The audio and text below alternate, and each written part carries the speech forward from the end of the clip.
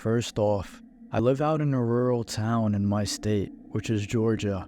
I practically live in the middle of nowhere, and I used to like where I lived, but after what I experienced, I despise living here.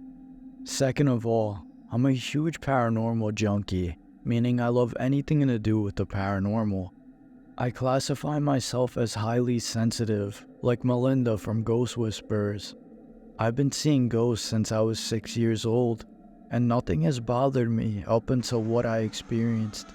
It was around November or December, and the time was roughly 1 a.m. I always talk to my fiance on the way home, so she knows that I'll get home safely. Anyways, my road basically has 2 ways to enter it, so I went down the curvy road, entering into the tiny town I call home. I got halfway on the curvy road when I saw what looked like a wolf/human on the other side of the road. I slowed down so I wouldn't hit the thing, but when it looked up at me, it just stood up. The damn thing was roughly 7 or 8 feet tall with animal fur over its shoulders. I'd describe it kind of like a superhero cape. After about 5 minutes from seeing the creature, I described what I saw and said the only thing I could come up with was a Skinwalker. After I saw what I did, I sped up as fast as I could home. But what the messed up thing is, I pulled into my driveway and I saw what looked like a gray man darting from behind my father's car. The man looked like a walking corpse, and thank God it didn't look at me because I was literally frozen with fear. It looked like it was holding an animal in its hand, and it ran like how a child would run. My fiance was on the phone with me the entire time, and I remember him saying, "Are you okay? You've gone silent." I responded with, "No, I just saw a walking corpse, and I don't want to get out of the car right now." He was so confused, and said with a serious tone, "A walking corpse?" Then, I told him with certainty and fear that I think I saw a Wendigo. Why I came to this conclusion is because I live on Native American land, about 10 minutes away from McIntosh State Park. This is where the chief's grave is located, and he was half Native American. He was known for betraying his tribe, in which he was betrayed right back. I don't really know where to go from here. I just hope I don't see that thing again. I'm a big hiking person, and this day I found myself on a solitary hike.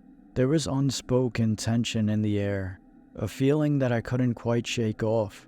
On my hikes, I usually bring a flashlight as well, because the sun was starting to go down here. That's when I saw it, a figure lurking in the shadow, moving with an unnatural grace. My heart pounded in my chest as I watched, frozen in fear. Its form seemed to blur and shift, taking on the shape of what looked like a wolf at one moment and a human in the next. I wanted to run and to flee, but I was afraid to make noise in front of it. The creature's eyes locked onto mine, gleaming with an otherworldly intensity. In that moment, I knew what I'd seen was a Skinwalker. With a primal instinct, I turned and fled, the sound of my own panicked footsteps echoing behind me. But even as I raced away, I felt nothing following me, yet I couldn't shake the feeling of those piercing eyes watching me. The desert stretched out before me, vast and unforgiving under the blazing sun.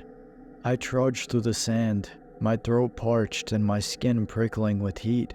Vegas around this time wasn't the best to hike, but I figured it would be best for me. Mirage-like illusions started playing in my mind, and then I saw a figure moving in the distance, its silhouette waving at me in the shimmering heat waves. At first, I dismissed it as a mirage as I was thirsty, and that was of course a trick of the desert sun. But as I drew closer, I realized this was all too real. The creature was unlike anything I'd ever seen before, a monstrous fusion of hare and beast. My blood ran cold as I watched it stalk closer, its steps purposeful and deliberate. I wanted to run and scream for help, but I was in the middle of the desert and there was no one around. Upon looking away for a quick second, a feral growl pierced the sky. I knew what I'd encountered then, and I needed to get out of there. With a surge of adrenaline, I turned and fled straight back to my car.